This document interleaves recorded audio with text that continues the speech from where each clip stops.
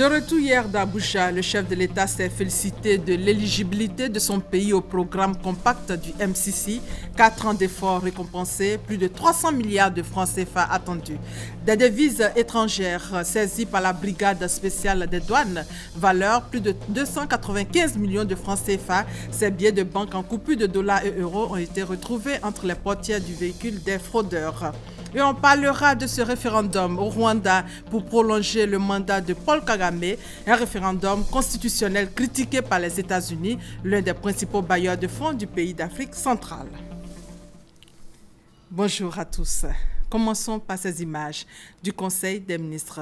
Conseil des ministres, donc ce vendredi, plusieurs dossiers à l'ordre du jour pour la bonne marche de la nation. Et vous l'avez vu, la réunion se tient en présence du chef de l'État. Le chef de l'État qui a regagné Abidjan hier en début de soirée, après avoir pris part au 48e sommet ordinaire des chefs d'État et de gouvernement de la CEDEAO à Abuja au Nigeria et au 40e anniversaire de cette institution depuis l'aéroport Félix Houphouët-Boigny d'Abidjan, le président Alassane Ouattara n'a pas caché sa joie face à cette nouvelle, la Côte d'Ivoire élue au MCC. Extrait. Nous venons d'effectuer une mission à Abuja, au Nigeria, où j'ai pris part à la 48e session ordinaire des chefs d'État et de gouvernement de la CEDEAO. Étaient présents 11 chefs d'État sur les 15. Alors cette 48e session a coïncidé avec le 40e anniversaire de notre organisation commune. Et à cette occasion, donc, les chefs d'État et de gouvernement ont réaffirmé leur détermination à consolider l'espace communautaire et à poursuivre le renforcement institutionnel afin de faire face aux défis économiques et sécuritaires de la sous-région. Alors, la célébration du 40e anniversaire de la CEDEAO a été aussi l'occasion de présenter un timbre de la CEDEAO. Ceci a été fait par le ministre des Postes, Bruno Koné. Également le passeport biométrique donc de la sous-région, ainsi que la carte d'identité. Ça a été l'occasion de rendre un vibrant hommage au père fondateur de notre organisation. Comme vous le savez, le président Félix Houphouët-Boigny est l'un des pères fondateurs de la CEDEAO. Des plaques commémoratives ont été remises à des personnalités qui ont incarné la vision et les aspirations des pères fondateurs. Il s'agit notamment de feu le général Gnassingbé Adema du Togo, et dont la plaque a été remise à son fils, le président Faure Gnassingbé, et le général Yakubu Gowon, qui est l'ancien président de la République du Nigeria. Alors, s'agissant du sommet lui-même, ça a été l'occasion d'invoquer les progrès importants accomplis par la CEDEAO, notamment dans les domaines économiques, sécuritaires et politiques et institutionnels. Alors, sur le plan économique, la CEDEAO est la région à plus forte croissance parmi les sous-régions du continent. Et on peut noter en particulier l'entrée en vigueur du tarif extérieur commun, qui est une étape décisive vers l'identification du marché commun ouest-africain. En matière de sécurité, nous avons réaffirmé notre engagement et notre détermination à apporter des réponses appropriées aux différentes menaces sécuritaires dans la sous-région, notamment en ce qui concerne le terrorisme, la piraterie maritime, les trafics et crimes organisés. Alors, sur la situation politique, nous sommes félicités de l'organisation d'élections démocratiques et apaisées dans 5 États de la sous-région en 2015. Et en 2016, 5 autres États vont organiser des élections. Et bien évidemment, nous souhaitons qu'elles soient également apaisées et démocratiques. Nous avons tous indiqué qu'il était important de renforcer la démocratie dans notre sous-région. Alors, au plan institutionnel, nous avons décidé de proroger de 2 ans le mandat des commissaires dont les mandats viennent à expiration en février 2016, de sorte qu'en 2018, nous puissions avoir la totalité des commissaires qui auront la même durée de mandat. cette rotation a permis d'attribuer la présidence de la Commission au Bénin et la vice-présidence à la Gambie. Nous avons également insisté que les États membres devaient tout faire pour acquitter les arriérés de paiement, car il y en a beaucoup. Certains États n'ont même pas fait de contribution à la CEDEAO depuis 2011, ce qui bien évidemment est inacceptable. En ce qui concerne la Côte d'Ivoire, nous avons pris l'engagement d'éponger les arriérés restants qui datent du régime précédent sur les 4 années à venir pour que nous soyons donc totalement en règle avec nos décisions. Nous avons vraiment eu un très bon sommet avec des rencontres très chaleureuses et c'est la preuve que la CEDEAO se porte bien et que nous avons manifesté notre volonté de passer de la CEDEAO des États à la CEDEAO des peuples. Alors, je voudrais bien évidemment renouveler mes remerciements au président Muhammadu Buhari, qui a été présent pendant tout le sommet sans interruption. Et l'hospitalité qui nous a été réservée a été particulièrement chaleureuse. J'en ai profité bien sûr pour avoir une rencontre en tête-à-tête avec le président Buhari. Car vous le savez, le Nigeria est un partenaire important pour la Côte d'Ivoire. C'est le premier pays donc, de la CEDEAO avec plus de 180 millions d'habitants sur les 320 millions de notre organisation. À marge du sommet, j'ai eu un entretien téléphonique important avec Madame Dana Hyde, qui est la présidente directeur générale du Millennium Challenge Corporation, le MCC, qui m'a appelé de Washington pour nous dire que le conseil d'administration du MCC venait de sélectionner la Côte d'Ivoire comme pays éligible au programme Compact. Donc c'est une excellente nouvelle que j'ai le plaisir de vous annoncer. Ce programme est important et c'est un programme de soutien d'aide du gouvernement américain qui doit favoriser le développement économique et la réduction de la pauvreté. Et dans notre entretien, j'ai beaucoup insisté sur la nécessité d'avoir ces ressources dès 2016.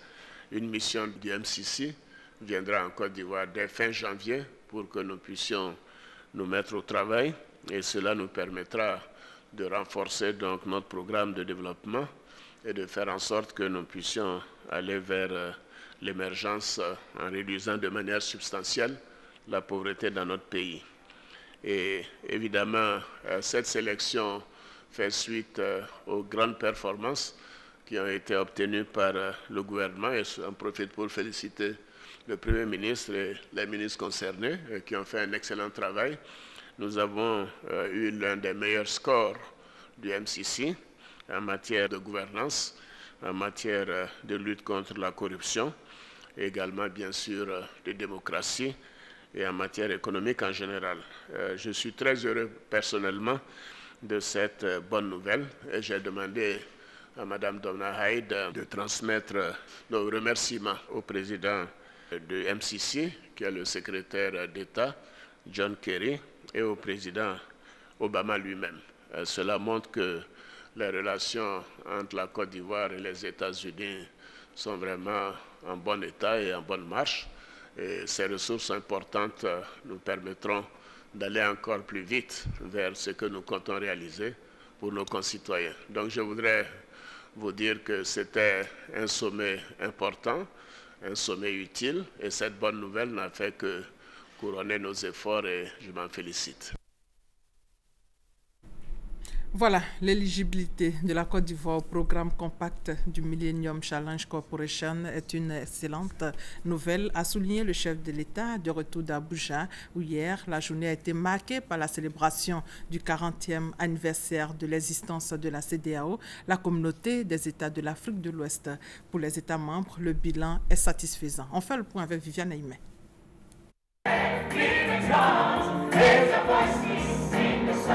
Un chant pour les 40 ans de Dame CEDEAO qui arrivent à l'âge de maturité. Le constat est unanime pour ses dirigeants et chefs d'État. La CEDEAO est devenue plus forte et son avenir est prometteur. Au fil des ans, la CEDEAO a élargi ses missions. Au-delà de sa vocation économique initiale, elle a su prendre en charge des questions difficiles et complexes de maintien de la paix et de la sécurité, de renforcement de la démocratie et de protection des droits de l'homme. C'est dire que nous sommes sur la bonne voie. La voie qui mène de la CEDEAO des États à la CEDEAO des peuples. Un anniversaire est aussi le temps d'une rétrospective.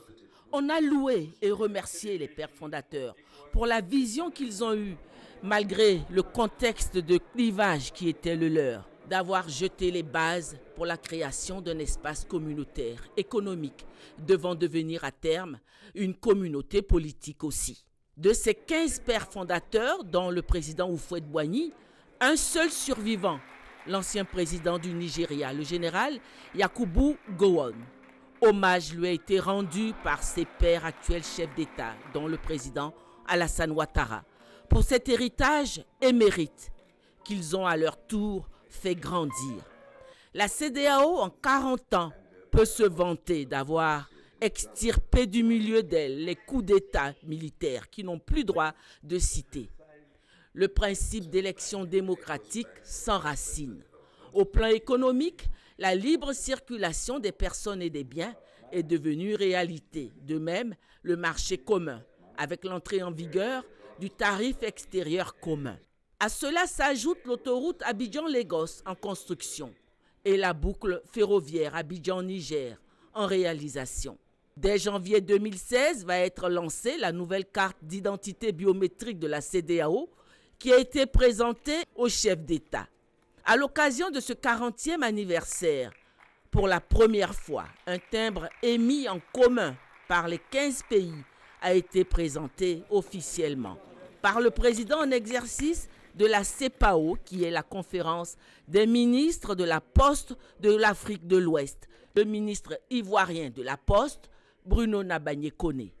Le rêve d'une communauté économique, voire politique, ouest-africaine, est tout doucement en train de devenir réalité. Le 48e sommet de la CEDEAO s'est refermé après la célébration du 40e anniversaire. Le président de la commission, Kadre Désiré Ouédraogo, en fin de mandat, a reçu les félicitations et les remerciements des chefs d'État. Pour lui succéder, la conférence des chefs d'État a décidé, dans son communiqué final, l'attribution du poste de président de la commission au Bénin et celui de vice-président de la commission à la Gambie. Le prochain sommet se tiendra à Dakar. Ici, dans l'actualité parlementaire, aujourd'hui marque la clôture de la deuxième session ordinaire de l'année 2015 après la plénière d'hier. Hier donc, 18 projets de loi ont été adoptés en plénière par le Parlement ivoirien, notamment 11 projets de loi de demande d'autorisation, de ratification de conventions internationales, 5 projets de loi de ratification d'ordonnances prises au cours de l'année 2015 par le président de la République. Ce soir, notre reporter Michel Digré reviendra sur la clôture de cette deuxième session ordinaire. La première dame, Dominique Ouattara, présidente du Comité national de surveillance des actions de lutte contre la traite, l'exploitation et le travail des enfants, a présenté officiellement le nouveau plan d'action national 2015-2017 de lutte contre les pires formes de travail des enfants. Ce sont plus de 12 milliards de francs CFA qui seront décaissés par l'État de Côte d'Ivoire, les partenaires techniques et financiers pour consolider les acquis de la lutte. On fait le point avec Abiba Damblé-Sawi. Le plan d'action national 2015-2017 de lutte contre les pires formes de travail des enfants vise à réduire de 30% à l'échéance 2017 la proportion d'enfants victimes des pires formes de travail en Côte d'Ivoire. Il vise surtout à éliminer les facteurs de risque par la création d'un environnement plus protecteur des enfants contre la traite et l'exploitation. L'objectif à terme est de parvenir à la réduction d'au moins 70% des pires formes de travail des enfants en fin 2020. 4 axes stratégiques permettront d'atteindre cet objectif, à savoir la prévention, la protection et l'assistance aux victimes, la répression et la coordination, ainsi que le suivi-évaluation. Dans le cadre de la prévention, il s'agit de l'adoption, entre autres, de la loi sur la scolarisation obligatoire pour tous les enfants âgés de 6 à 16 ans, de la ratification de la Convention de l'Organisation internationale du travail sur les travailleurs et travailleuses domestiques, de la production et de la diffusion d'un recueil des textes juridiques relatifs au travail des enfants, ainsi que de la sensibilisation. Pour ce qui est de la protection et de l'assistance aux victimes, le Comité national de surveillance et le Comité interministériel comptent vulgariser la ligne verte 116 d'assistance aux victimes. Il prévoit aussi prendre en charge et réinsérer au moins 400 000 enfants victimes de traite et de pires formes de travail des enfants. Construire 2 maisons d'accueil pour ces enfants dans le sud-ouest, à Soubré, et dans le nord, notamment à Ferkessédougou. La répression va se poursuivre et s'accentuer. En effet, le plan prévoit de renforcer les capacités techniques et opérationnelles des services déconcentrés de la sous-direction de la police criminelle chargée de la lutte contre la traite d'enfants et la délinquance juvénile. Former les 12 points focaux des districts de police d'Abidjan, mettre en place et former 200 points focaux dans 100 brigades de gendarmerie dans les zones à risque.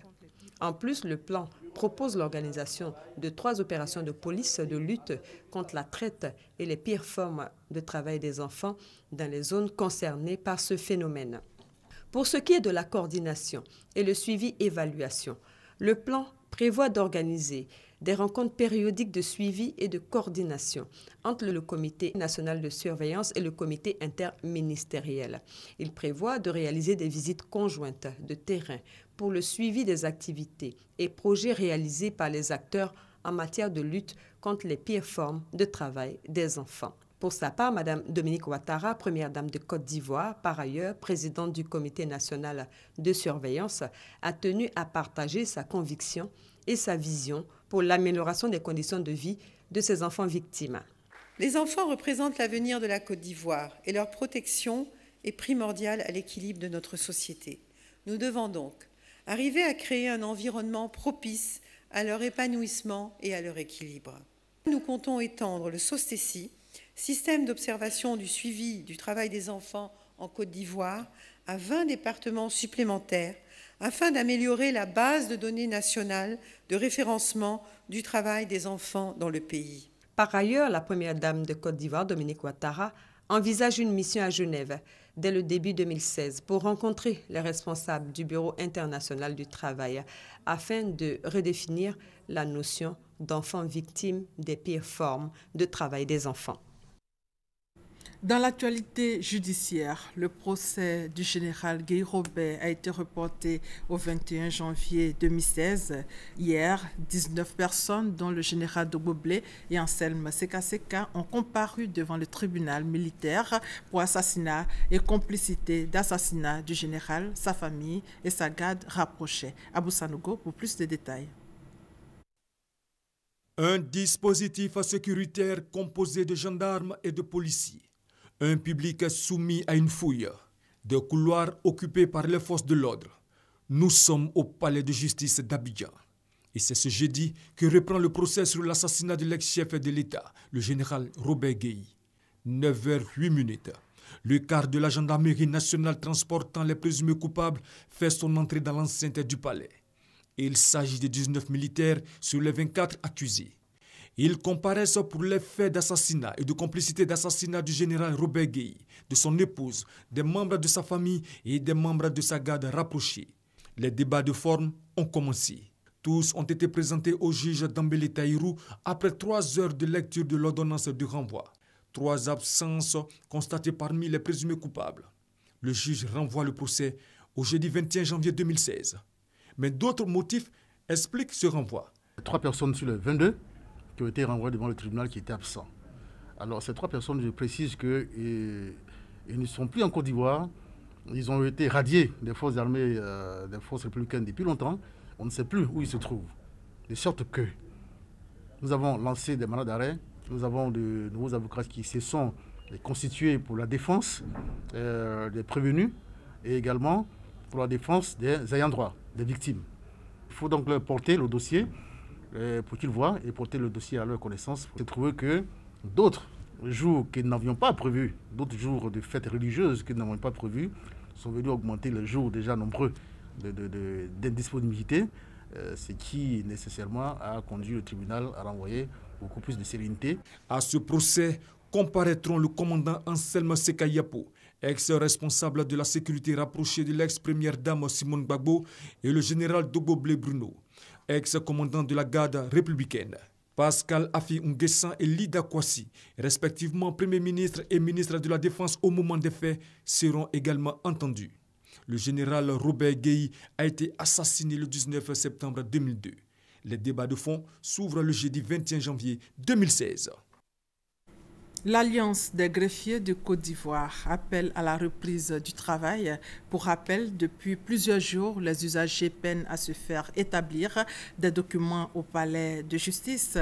Une situation causée par la grève entamée par les greffiers qui réclament l'application de la loi portant sur leur nouveau statut et la libération de 2 de leurs collègues. Hier, l'Alliance, dans une déclaration au micro de Ben Touré, a appelé à la reprise du travail dès ce vendredi. Extrait.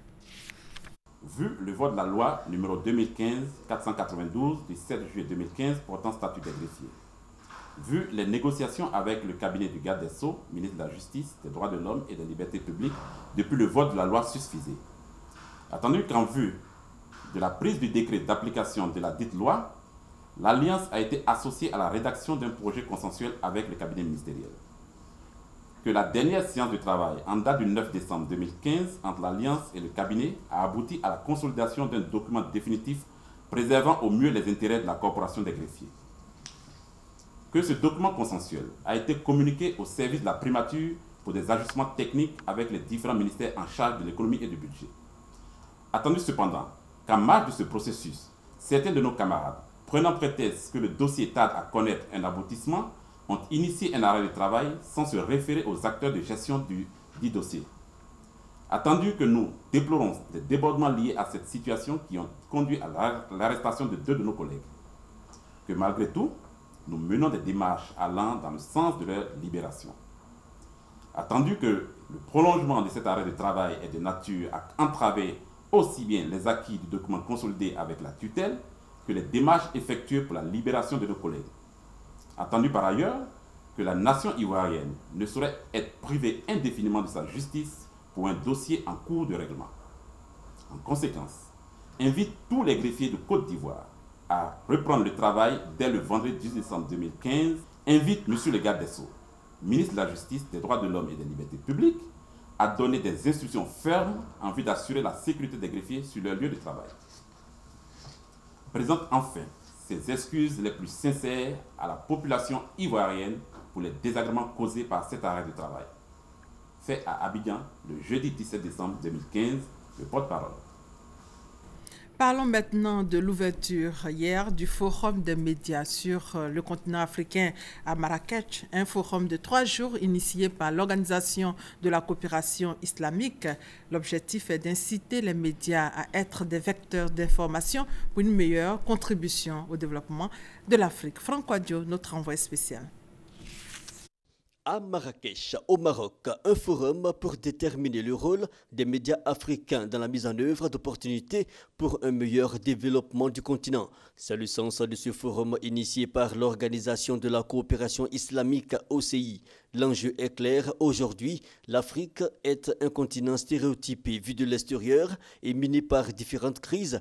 Il y a par conséquent une mauvaise visibilité qui constitue un frein à son développement. Pour l'organisation, il faut changer cela et cela passe par les médias. Une opinion partagée. Quand est-ce que l'Afrique pourra donner une belle image d'elle-même, ce qu'elle est en réalité? Et nous pouvons le faire à travers les médias, à travers vous, hommes de médias, et cela passe par une bonne formation des hommes de médias. Cela passe également par les moyens, bien sûr, qu'il faut donner aux médias. Cela passe aussi, je dirais, par la mise en place de systèmes d'évaluation, d'auto-évaluation que nous, les Africains, nous pouvons faire pour éviter d'être vus à travers le prisme des Occidentaux. Pour le ministre de la Communication, chef de la délégation ivoirienne, chaque État devrait jouer sa partition. L'Afrique regorge de potentialités, l'Afrique regorge de richesses. L'Afrique est un large continent. Malheureusement, l'Afrique n'est pas exploitée comme elle devrait l'être. Et donc nous sommes là, nous devons y participer. Nous devons aussi associer la culture parce qu'à travers le cinéma, à travers la culture, l'image aussi de l'Afrique peut être perçue et nous pouvons en donner une image positive. Plus de 400 participants, des hommes de médias pour la plupart, sont présents à ce forum. Plusieurs propositions sont attendues. L'idée est faire de l'Afrique un havre d'opportunités d'investissement sûr et fiable. Autre sujet, autre actualité, plus de 295 millions de francs CFA saisis par la brigade spéciale des douanes ici en Côte d'Ivoire. Ces billets de banque en coupure de dollars et euros ont été retrouvés entre les portières du véhicule des fraudeurs. Kadi Fadiga. Lutte contre la sortie des devises, la brigade spéciale des douanes saisit plus de 295 millions de francs CFA, soit des billets de banque en coupure de 476 000 $ et 15 000 €. Suite à un appel anonyme, la brigade spéciale des douanes, en collaboration avec la brigade moto, a intercepté à Maféré 2 individus à bord d'un véhicule transportant ces devises en partance pour le Ghana. C'est seulement après une fouille minutieuse que cette fraude douanière a été découverte entre les portières du véhicule. Les occupants étaient vraiment sereins, imperturbables. À un moment donné, nous, on était découragés. Comme l'informateur était vraiment sûr de son affaire, on est arrivé à notre base et on a commencé à faire la fouille. C'est ainsi, dans les portières, nous avons découvert un sachet et contenant cet argent. C'est illicite le fait de transférer de l'argent, parce que ça doit faire l'objet d'une déclaration. On paye des frais, tout et tout, puis ça sort. Mais ils n'ont pas fait l'objet, ils ont pris de l'argent. C'est une fraude organisée. On dit on prend nos sommes d'argent, on s'en va au Ghana, on ne sait pas, c'est un blanchiment d'argent, bien quoi, le réseau est là. Et nous sommes à pied d'œuvre pour démanteler tout ça. S'agissant des échanges avec les pays de la CEDEAO, en la matière, il est recommandé de passer par la voie bancaire. À défaut, pour ceux qui veulent se rendre dans cette zone avec de la liquidité, ils ne sont autorisés qu'avec un montant inférieur ou égal à 1 million de francs CFA. Un mot de culture avec Hip-Hop Enjaillement. C'est le nom du festival de hip-hop initié par l'artiste Nash.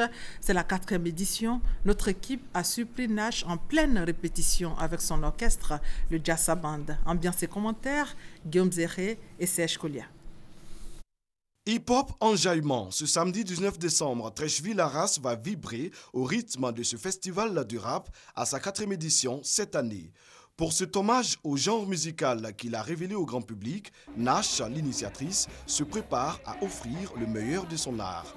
En pleine répétition avec le Jassa Band, son orchestre, l'artiste nous donne un aperçu de ce que sera cette grand-messe du hip-hop.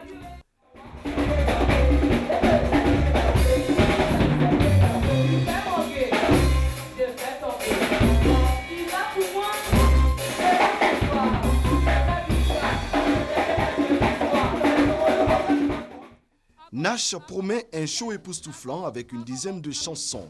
À ses côtés, des noms bien connus du mouvement tels que Moussa et Rico Amadj. Hip-Hop Enjaillement vise tout simplement à contribuer à maintenir allumée la flamme de ce courant musical en Côte d'Ivoire. Moi, je suis hip-hop. Si je ne fais pas, qu'est-ce que je fais? Avec Bébé Nizouk, venez communier avec nous, venez voir comment hip-hop est chic, comment c'est enjaillant, d'où hip-hop enjaillement. L'entrée à cette 4e édition de hip-hop enjaillement est gratuite pour permettre aux fans de communier avec leurs artistes. Rendez-vous est donc pris pour ce samedi, place Ernesto Djidji de Trècheville, avec la Go Krakra du Jassa. Hors de nos frontières, et c'est en image, les électeurs rwandais sont appelés à se prononcer ce vendredi pour ou contre la prorogation des mandats du président Paul Kagame à l'occasion d'un référendum constitutionnel critiqué par les États-Unis, l'un des principaux bailleurs de fonds du pays d'Afrique centrale. Le texte lui permettrait de demeurer à la tête de l'État jusqu'en 2034. L'économie togolaise est en bonne santé. Elle affiche une croissance de près de 6% l'an. Derrière ce tableau vert, la pauvreté touche de nombreux jeunes du pays. Diplôme en poche, leur alternative, les taxis-motos. Ben Touré et Hamza Diaby. Togo, au centre de la capitale, des motos garées en pleine rue. Elles ne sont pas à vendre. Elles servent plutôt de mototaxi. Une activité pratiquée par bon nombre de jeunes Togolais. Des jeunes qui ne profitent pas de la bonne santé économique de leur pays. Alors que le Togo affiche un taux de croissance de 6% l'an, ces jeunes, eux, diplômés ou pas, se contentent de très peu. Ça ne nourrit pas tellement. Tu peux trouver ce que tu vas manger aujourd'hui, mais pour gagner et épargner, c'est difficile. Mais je ne peux pas laisser ma famille souffrir comme ça. Je suis obligé de faire quelque chose. C'est pourquoi je me suis jeté dans ce travail. Un secteur pourtant très rentable pour les caisses de l'État togolais, selon le collectif des taximotos.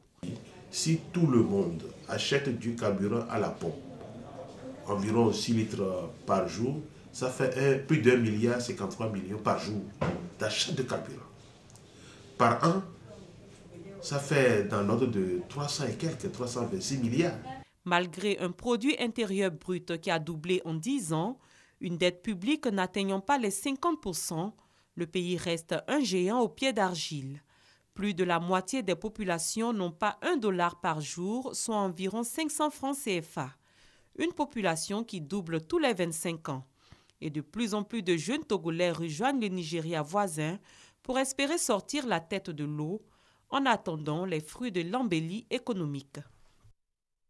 Commentaire signé Ben Touré et Maïsako. C'est la fin de ce 13 supervisé par Adama Kone. Merci de votre fidélité.